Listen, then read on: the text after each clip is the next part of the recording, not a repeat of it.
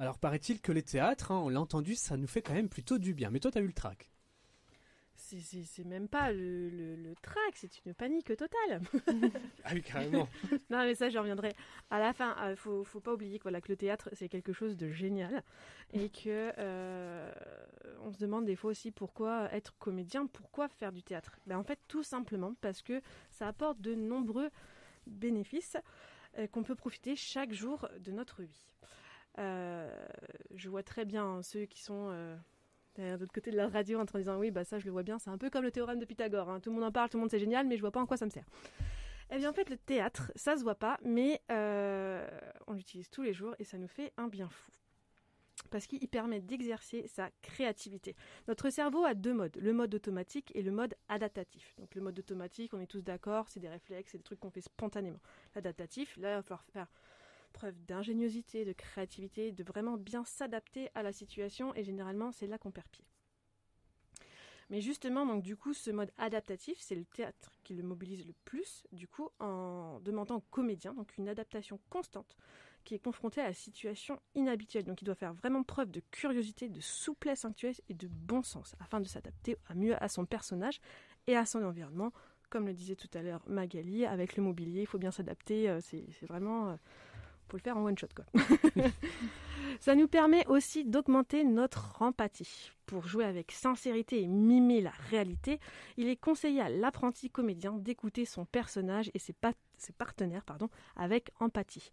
Les techniques mimiques du comédien et ses efforts pour être prédisposé à répondre instinctivement à ses partenaires en copiant le fonctionnement un peu de leurs réactions et du coup exercer une empathie naturelle. Le théâtre, il permet aussi de se comprendre mieux soi-même.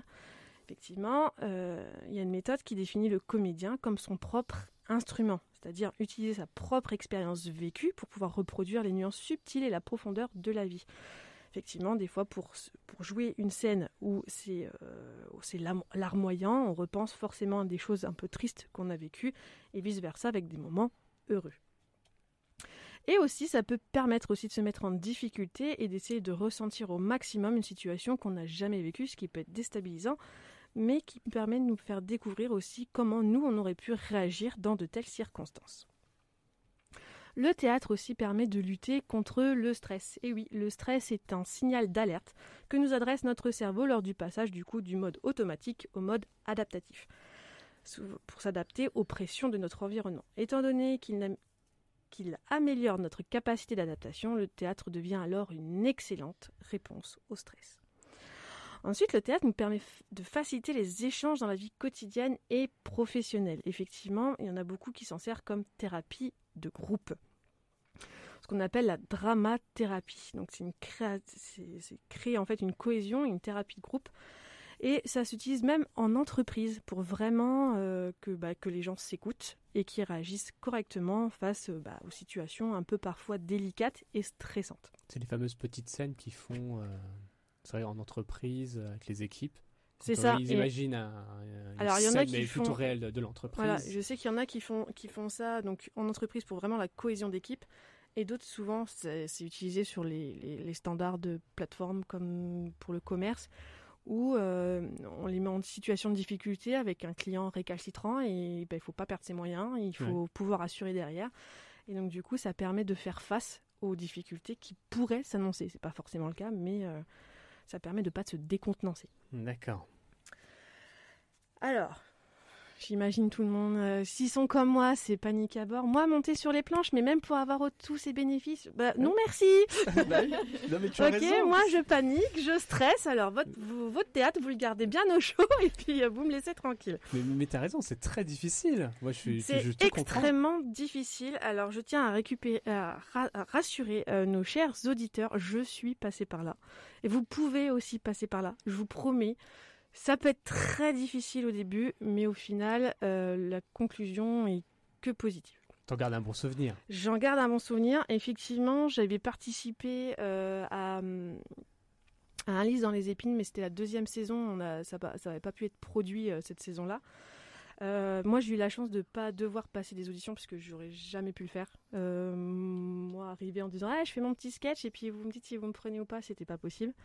Mais j'avais des amies comédiennes à l'époque qui m'ont dit écoute, si tu veux, on peut demander à ce que tu sois figurante. Très bien, je suis au fond de la pièce, je fais semblant de mourir ou de poser un tableau, ça me va quoi. Et en fait, malgré qu'on se dit figurant, c'est bien, tu passes juste derrière dans le décor, c'est pas si simple. Parce qu'en fait, on nous apprend très vite que en fait, même si on ne parle pas, le corps parle pour nous. Et donc du coup, on a dû faire des exercices de théâtre. Alors quand c'est un groupe où je suis un peu noyée dans la masse, ça allait encore. Mais quand on te dit devant 30 jeunes, maintenant tu montes sur les planches et t'improvises pendant 15 minutes. La crise de panique, crise de larmes, je m'en vais en courant. Et là tu te sens seule. Et là je me sens seule. Donc après ça va parce qu'on a une équipe qui était super cool dans le sens où ils ont compris qu'il y avait des difficultés, manque de confiance en soi, peur du ridicule, tout ça, alors qu'il n'y avait pas du tout de jugement, mais on s'auto-juge toujours plus fortement que les autres. Et j'ai mis beaucoup de temps. Du coup, quelque part un peu frustrée parce que j'ai vu mon évolution. Hein, comme on dit, j'étais pas très ouvert aux autres avant. Et à la fin de la saison, je parlais beaucoup plus facilement aux autres. Comme quoi. Hein. Comme quoi, on se rend compte que ça fait pas de mal de parler à ceux qui nous entourent. Et du coup, j'étais restée quand même sur ma faim parce que la représentation n'a pas pu être faite. Et une des amies comédiennes de l'époque, du coup, a dit moi je monte un projet l'année prochaine. C'était le spectacle Entre deux qui proposait donc une visite un peu type spectacle de la cathédrale. Qui m'a dit écoute, moi je te veux, mais en tant que comédienne. Elle me dit je vais te donner un texte. Et je l'ai regardé, je fais t'es folle. Je lui ai dit c'est pas possible. Et elle m'a dit si, on va y travailler, on va y mettre le temps, mais tu auras ton texte. Et je me suis retrouvée effectivement à avoir un rôle et une chorégraphie en plus. Ah oui. Parce que comme je me débrouillais, comme je me débrouillais en danse, je lui dis moi parler je peux pas. Par contre des galas de danse j'en avais déjà fait, donc je lui dis ça je peux. Et elle m'a dit moi je veux que tu fasses l'effort de parler, donc on va y arriver, tu vas le faire. Je l'ai fait. Bravo. Prise de panique, je l'ai fait. Le bon coup de stress juste avant, se disant c'était quoi déjà ma réplique ? Tu vois les gens qui arrivent, tu dis je me souviens pas de ma réplique, panique à bord. Et finalement, une fois que le premier mot est lancé, tout revient spontanément et la fierté de se dire je l'ai fait et j'ai réussi quoi. Énorme. Après, je dis pas que je ferai ça tous les jours parce qu'il a fallu un long travail de répétition, tout ça. Oui. Tu disais quoi, Sylvain ? Je félicite Déborah pour. C'est très compliqué, ce qui fait que j'arrive à venir parler derrière le micro maintenant. C'est vrai. Au début, c'était très compliqué aussi, mais. C'est un exercice, le micro. Je suis d'accord. Ouais. Donc, du coup, voilà. Bravo. Donc si je peux y arriver, vous pouvez y arriver aussi.